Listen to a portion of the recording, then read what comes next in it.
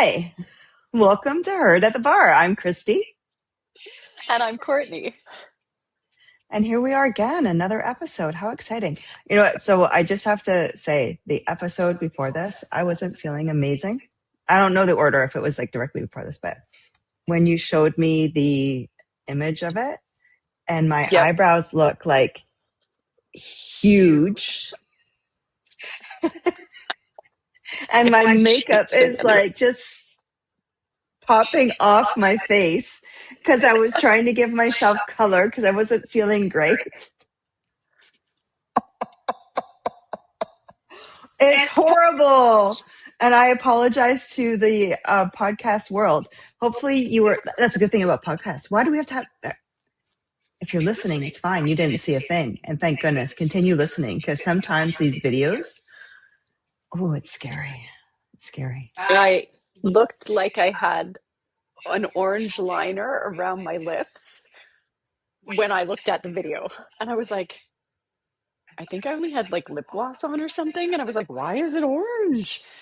So today it's not. I'm not even wearing the same kind because I was like, what was that? So we need glam and we need a producer Yes. and we need a technical person and we need a studio and We need to blow up yeah. so that we can have all these things. Okay. All right. We got to figure out how to make this blow up. One of these days. But you don't look like you didn't do what I did in the 90s. You didn't overpluck your eyebrows. No, I barely touch my eyebrows. Although I did tell my daughter that I want her to do my eyebrows. And like, what do you mean? Do? Like actually, I don't know. See, my eyebrows are just natural. Like I didn't Okay. do anything. Yeah. I've never done anything. See, and like mine, if I don't pencil them in or get stuff done, some of the hairs are like baby hairs, like blonde baby Oh, hairs, like soft. I hmm. have like bald patches. It's ridiculous. So like when I do get my eyebrows done, because I get them hennaed, so they last a little bit longer, and then Oh, you can see like the little right. But when I first get them done, I look like Uncle Leo from or maybe Eugene Levy, combination of Eugene both, Levy. right? Like it's just like eyebrows. And then it fades and it looks great. And then I have a few weeks where it's like, okay, I can go out in public again. But when I first do them, sometimes they're just like popping off my face. No, my daughter is very big into eyebrows, and she actually took Max and did his eyebrows. We were talking about it at dinner last night, I think, because his eyebrows are starting to grow back in again and he needs some help in here again. So I was like, Neve, you need to do his eyebrows again. So, So, okay, good. So it's Neve is your daughter. Max yes. is your billet that's living with you. He's part of the London Knights hockey team here in London. Hmm. Oh my goodness, that's hilarious. So, Courtney, I have a question for you. How long Hmm. have you been teaching now? Pilates. Teaching for a year and a half. My gosh, that flew by. Hmm. That's crazy. Oh my goodness. Wow.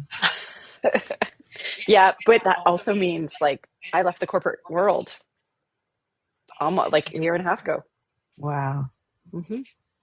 Oh my gosh. That's so exciting. I still can't believe that I've been teaching for, I think I'm up to 15 years, I think, or close to it. Wow. Yeah, no, because it was 2010 when I did my first course. Wow. Yeah. It's a long time.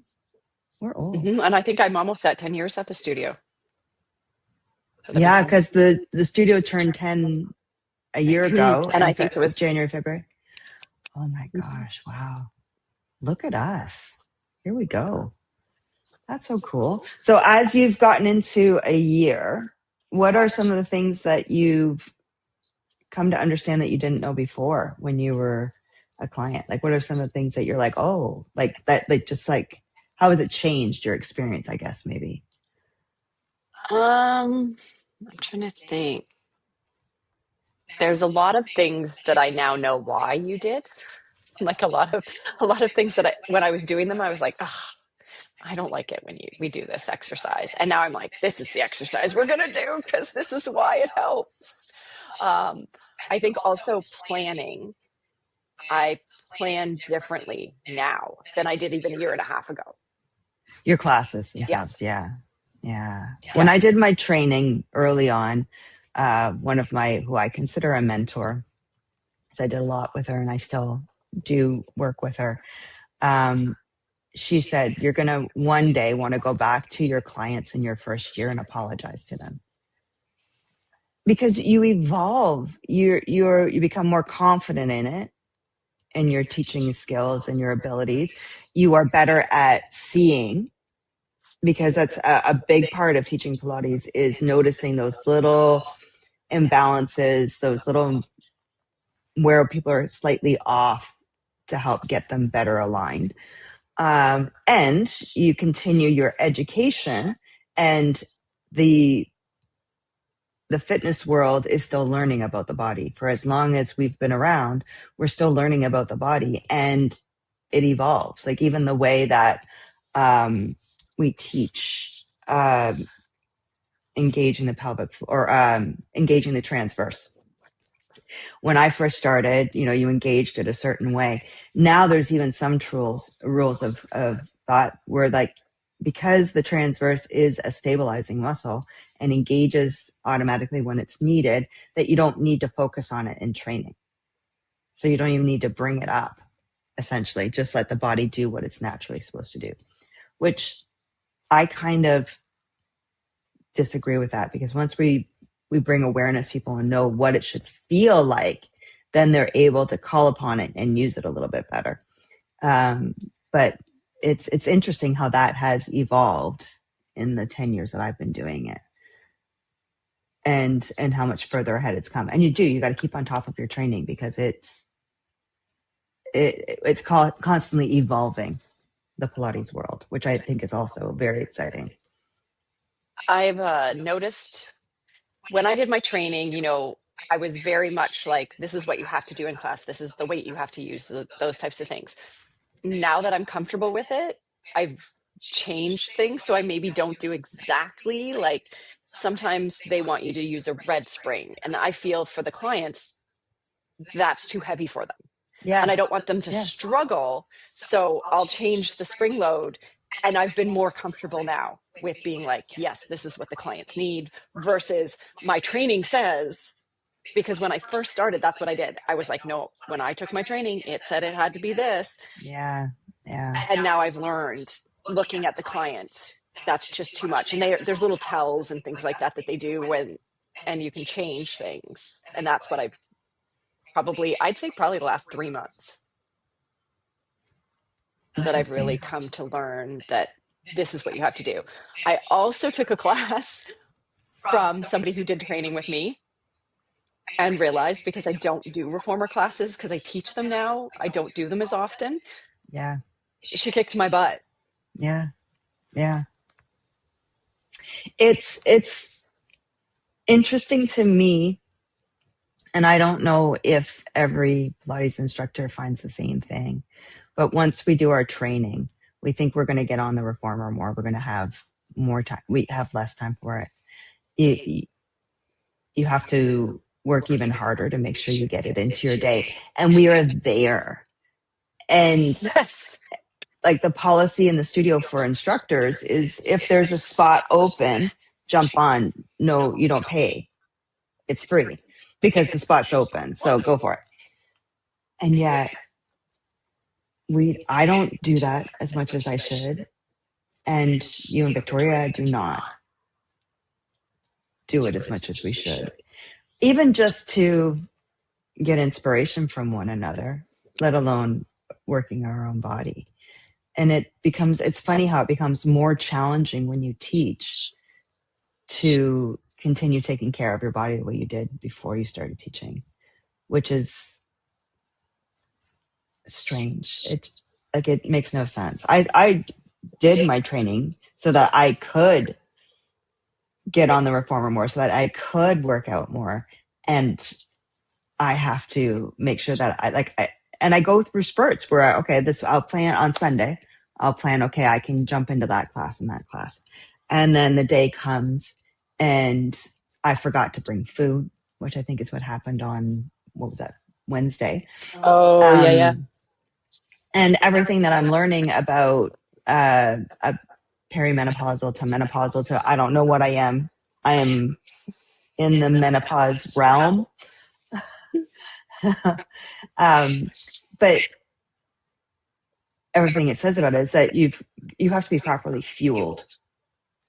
Otherwise, your body is going to go into store and you're not going to burn the calories. You're not going to have enough energy to even process and the exercise, to even support the body in recovery and all those wonderful things. And so the more that I've learned about that, it's making more sense, because I think we may have talked about this in previous podcasts, that I'm one that tends to, when I'm stressed and going through stuff, I tend to hold weight and get puffy, that it all stays in. I've got this lovely round face, and right now I'm in puff mode. So I'm trying to be a little bit more thoughtful about when and how, and the eating around that, because I actually don't eat enough in a day. Like I am typically in a calorie deficit, which doesn't make any sense for the way that my body is. But typically that's where I'm at. And it's because I'm not feeding myself properly. And I am the body type that my body goes into storage mode rather than burning it off and using the fuel as energy. So it becomes more complicated, right? The older we get and Yeah. how we go about doing things. What would you say is like one of the Pilates myths that you now as an instructor, you're like, oh, okay, that wasn't what I understood, isn't really truly? Or do you have other Pilates myths that you would say have come to, like, people have said, or you've seen them on socials and stuff? I'm trying to think. I know that a lot of myths are that, like, you do Pilates, you're going to have this like perfect Pilates body kind of thing. And what I find from Pilates is I take away more the breathing and Mm. the spinal. Like, that's the one thing I never got from it. And they don't talk about this like on TikTok and things like that. They never Because it's talk not about, sexy. Yeah, yeah, yeah. they don't A talk about beach the body and how, yeah. yeah, how mindful the breathing is. Like, just to start class and just how it just takes away the stress, just the breathing for your body. And then using everything you do in Pilates uses your core. So when they say, like, let's do core things, I say this in class, I'm like, everything we've just done involved your core. So I don't think we need to target core because we've got that, right? Um, and I think right now, it's not really a myth, but I kind of this week felt a little pressure to use weights in my Oh, classes because I don't. So, with a ballet background, I tend to do more body. I don't use a lot of weights. I do use the ball a lot, but I don't use weights. So I feel like Vic uses weights, you use weights, that kind of thing. So I felt like I should be incorporating weights. So on Wednesday, I decided my mat classes would incorporate weights for arms, because that's the other thing I okay. don't do a lot of is arms. I do them, Yeah. but I don't focus on them. On the reformer, I do, Yeah. but on mat class, I don't. Yeah. So I mindfully thought, okay, I'm going to do weights. I chose the day that I taught 3 mat classes to do weights. So I had 2 mat classes and a private mat class. And so by the third class, because I am a person, when I'm doing something that I feel is challenging, I feel, and this is me myself, I don't have to do this, but I get guilt. And I feel that I have to do the class to show that it's possible. And this is definitely me. I know I don't Yeah, have you gotta go to. over that. I will get there. I'm much better than I was before.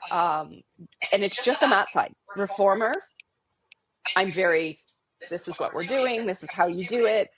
no guilt, whatever, whatsoever. But for the mat side, I feel, and I've talked to the people in the class, and they're like, we actually appreciate seeing you do it. And I'm like, okay. But showing them those arms, because I have what in ballet what they would call spaghetti arms.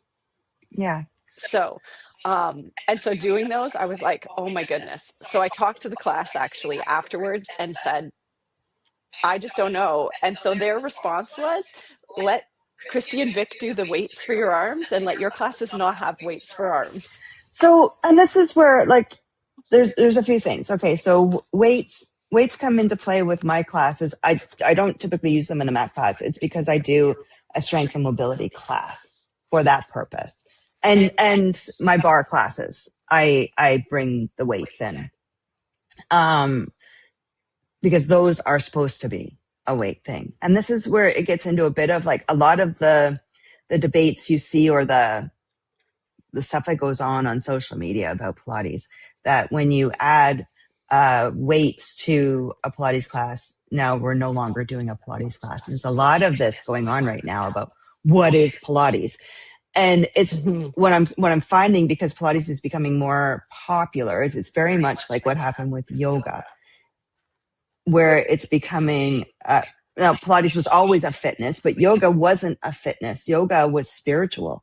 Yoga was about healing and rejuvenating the body, and providing the body what it needed.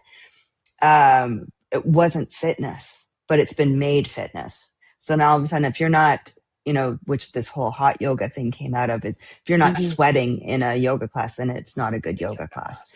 And, that there's a bit of a frustration I have with it, because, in one of the classes recently, somebody said, I think I'm going to add yoga to my repertoire. I'm like, oh, that's nice. Like what was making you think that? And she said, well, I'm finding that my core strength isn't really good, and that I'm having low back issues. And I'm like, do That's mat. Pilates. Yeah.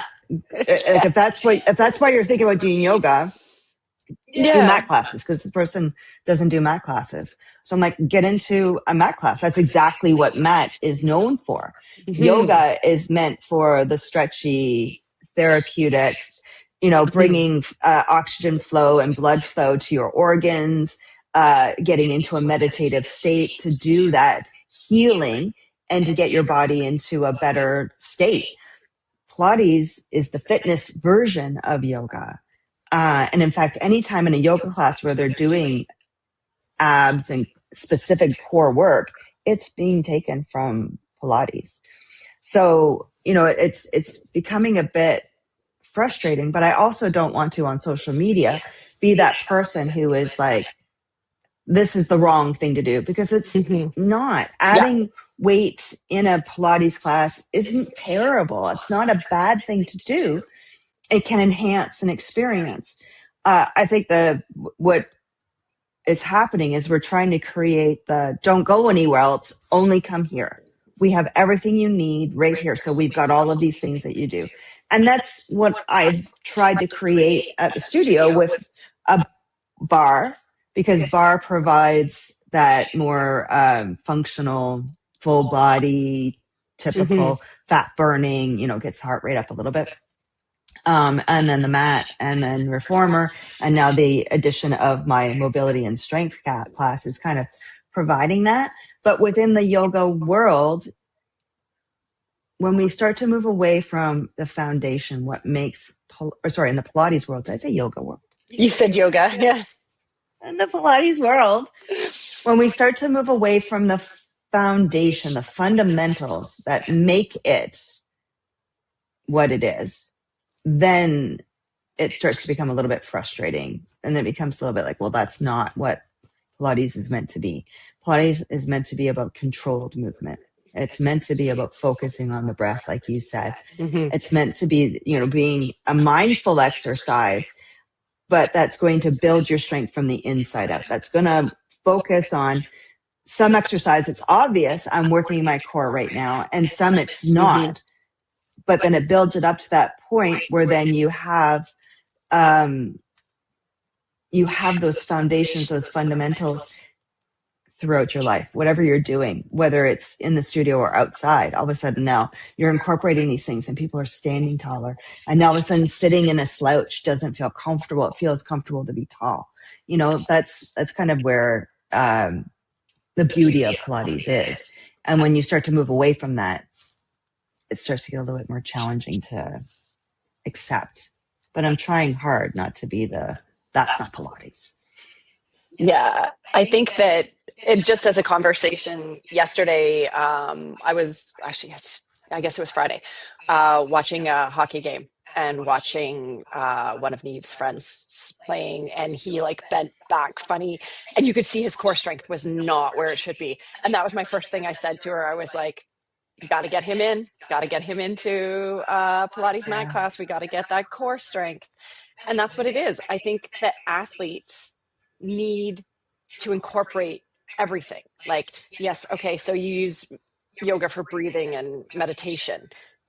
Use Pilates to help you build that core strength and prevent injuries. And then you use your weight training, and then layer it on. You need multiple things. Yeah. No, I agree with that 100%. And I would say that that's oftentimes what happens to the young athlete who is not in the professional realm, but is trying to work with their way to becoming professional, is in those years when they are, in the competitive leagues, they aren't getting all of the physical support that a professional does, but they're putting not the same, but similar strain on their body.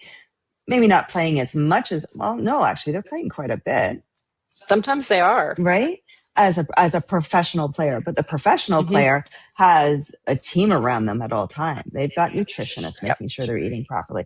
They have physiotherapists. They have cold plunge. They've got infrared. They've got all the therapeutic things that they need. And many of them have Pilates incorporated into Pilates and yoga incorporated into their training on a weekly basis to ensure that they're balanced and that they're providing as much of that balance to keep their performance at the peak. That's been one of the probably challenges that I've had when I've worked with athletes, is to say to them, okay, this is what you're doing in here.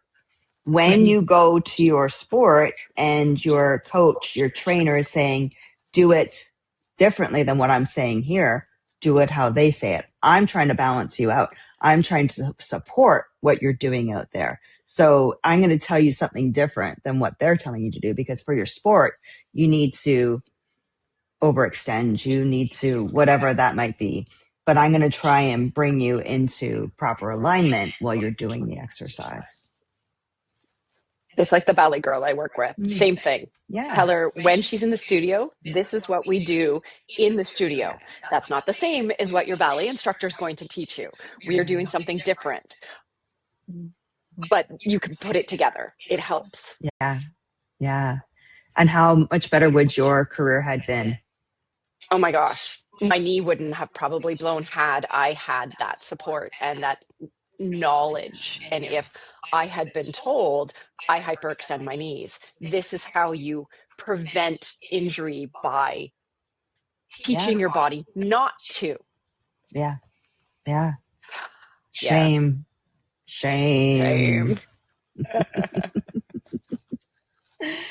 Oh my goodness. Wow. I think this is the most studio Pilates podcast episode we've had. Yeah, basically we've only really been talking about what people talk about in the studio. This is very much about this is Pilates itself. What Pilates, Yeah, and I love that Pilates seems to be having its day, at least, like, it's been around forever, right? Since the early 1900s. And it's been very big in LA and New York for the dance community, for Hollywood. Like, it's been well known and used, but it seems to be becoming more well known within the general public. And as soon as that happens, just like we saw with yoga, I don't know, probably 10 years ago, where it became more mainstream and it popped up on every corner. And then everyone's trying to create their version or a different version of it. And so then it kind of like takes away from what makes it special. And I think that's why we're seeing a lot of Pilates studios and Pilates trainers putting out that, well, that's not Pilates, and don't do that. It's not Pilates. I'm a big fan of, if you didn't move before and now whatever you're doing is making you move, then do it. And it's good. And it's good. If you enjoy it and you want to do it on a regular basis, then it's good. Mm-hmm. As long as you're not doing something that's going to hurt you at the end of the day. Because if you're not an athlete, you don't have to work to extremes. Yep. If you're the regular Joe or Jane, what's the female version? Jane. But those that are just trying to live a healthy life, there is a range within that you should be working.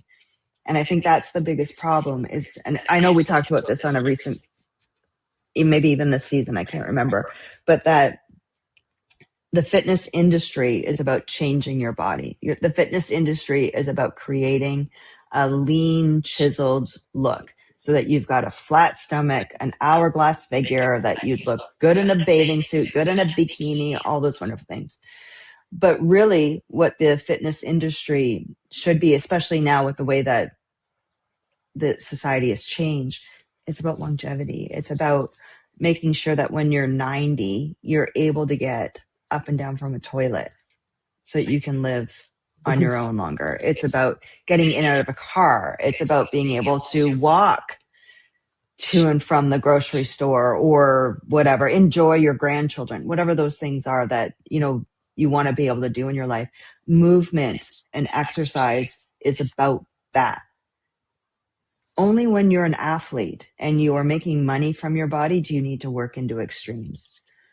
And I think that's kind of where we've gotten a little bit muddied here, because exercise, if you can't maintain it throughout the rest of your life, as soon as you stop doing it, your body's going to start to change.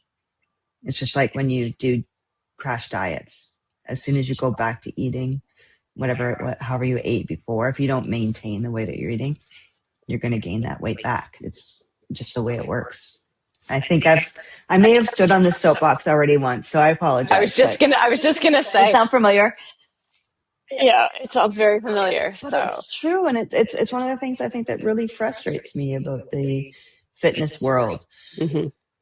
And like me as an instructor who isn't that type of body, it has made it hard for me to even put myself out on social media that often, because I don't feel like I have something to aspire to other than a beautiful bum. Pilates I is get for a nice round everybody. bum. Exactly. And the best compliments I get are the ones that are like, oh my gosh, I wasn't able to do this before and now I can. Like one of my clients, she said, they had, maybe, did I tell this story already? The kids had a bed that had like a side on it. So you have to climb over it to get into the bed. And so she would, found it such a challenge to get up and over to get in to snuggle and read the nighttime bedtime books. And she said, I can get into the bed and out of it without like even thinking about it anymore. It's like not a struggle. I can do it. How awesome is that? That's what fitness should be. That's what I'm trying to accomplish. And that everyone in the Pilates world should be trying to accomplish, is to make sure that you can do those physical things and be physical for the rest of your life. And on that note, yeah, that's how I feel. So thanks for being part of our community. Thanks for listening, and more to come. And if you have any topics you want us to talk about, let us know. We'll keep bringing you the craziness from the studio. Today, I feel like today was a lecture. It was more of a lecture, but that's okay. We got to do it every once in a while.